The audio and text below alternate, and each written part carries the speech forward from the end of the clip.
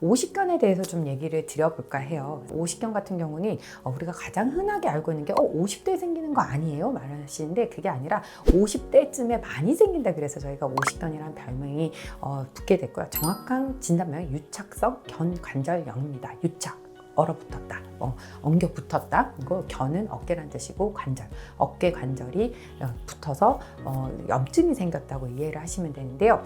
말씀드린 것처럼 그 원인은 다양한 원인들이 있어요. 그래서 초음파 검사랑 여러 가지 검사를 통해서 그 원인을 찾아낸 다음에 치료를 하면서 염증을 낫게 해줘야 되는데 보통은 이제 오십견은 크게 세 가지의 시기를 가져요. 그래서 처음에는 염증 시기라 그래서 뭘 해도 되게 막 아파지기 시작하거든요. 그러니까 조금 불편했는데 갑자기 며칠 지나고 몇 달이 지나니까 어깨가 굉장히 심하게 아파져요. 움직이지도 못할 정도로. 그런데 그 아픈 시기가 조금 지나게 되면 동결기라 그래서 어깨가 굳는 시기가 와요.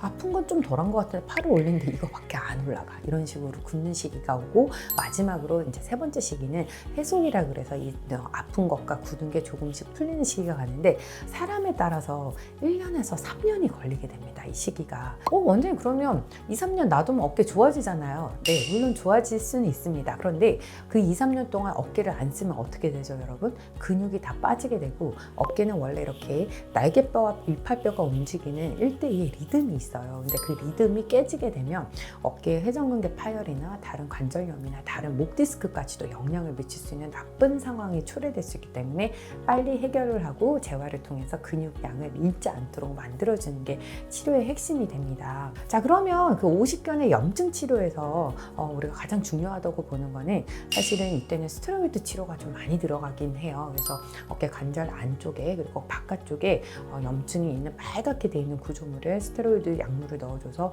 조금 염증을 이제 가라앉혀 준 다음에 아픈 게 조금 사그라들고 나면 그때부터 본격적으로 이제 스트레칭을 좀 시작하고 그다음에 여러분들이 이제 스트레칭을 하면서 어느 정도 각도가 조금씩 나오기 시작하면 회전근개를 강화시켜주는 운동, 그다음에 날개뼈 주위와 몸통을 강화시켜주는 이런 코어 운동도 병행하시면서 이제 점차 나아지게 되는 거거든요. 말씀드리면 오십견의 치료는 염증 치료와 그다음에 이제 스트레칭을 해주고 운동을 해준 재활 치료 두 개로 구성이 된다고 말씀을 드렸습니다. 그런데 이 오십견이 잘 생기시는 분들이 있어요. 그러니까 사실은 이 오십견의 원인은 아직은 조금 불분명하다고 돼 있는데 특히 여성분들, 50대 여성분들이 굉장히 많이 생긴다고 돼 있는데 갑상선이나 당뇨 질환이 있으신 분들이 이게 많이 생기게 됩니다. 당뇨병 있으신 분들 같은 경우는 염증 소인이 높다 보니까 오십견뿐만 아니라 여기저기 다른 데도 좀 아픈 경우들이 많아서 오시면 저희가 스테로이드 치료를 하거나 이러면 또 혈당이 오를 수 있어서 굉장히 또 조금 까다롭고 주의가 필요한데요. 그러니까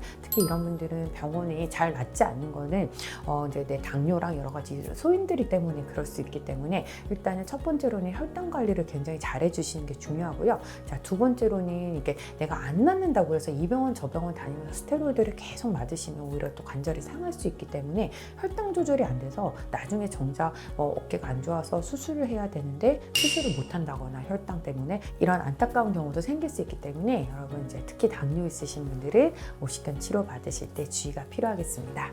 근데 선생님 저 어깨가 아픈데 이게 오십견이에요? 아니면 충돌증후군이에요? 그래서 물어보시는 분들이 많은데요. 이제 가장 명확하게 말씀드리면요. 오십견은 관절이 굳은 증상이 같이 나타나게 돼요. 그래서 우리가 팔을 올려보세요 이러면 보통 이런 식으로 올리시거나 이런 식으로 이렇게 올리시는 분들이 많아요. 그래서 반대팔이랑 비교를 해봤을 때 관절이 확실하게 저희가 만져봤을 때도 끝에서 관절이 저희가 엔드필이라고 해서 끝에서 느껴지는 느낌이 빡빡하게 이렇게 오시는 분들이 있고 그 끝에서 통증을 호소하시는 분들이 많습니다. 자, 이처럼 우리가 보통은 회전근개 파열이나 충돌증후군 같은 경우도 아파서 이렇게 못 움직이는 경우들이 있지만 저희가 주사를 탁 놓잖아요. 거기에 마취약이 들어가 있어요, 보통은. 그래서 주사를 맞고 올리면 쓱 올라가서 원장님 이게 왜 올라가죠? 그런 거짓말같이 다 나왔네요 할 정도로 통증이 해소가 되고 나면 이렇게 쑥 다 올라가게 되지만 오십견 같은 경우는요 이미 그 관절을 싸고 있는 연부 조직들이 쉽게 생각하면 이렇게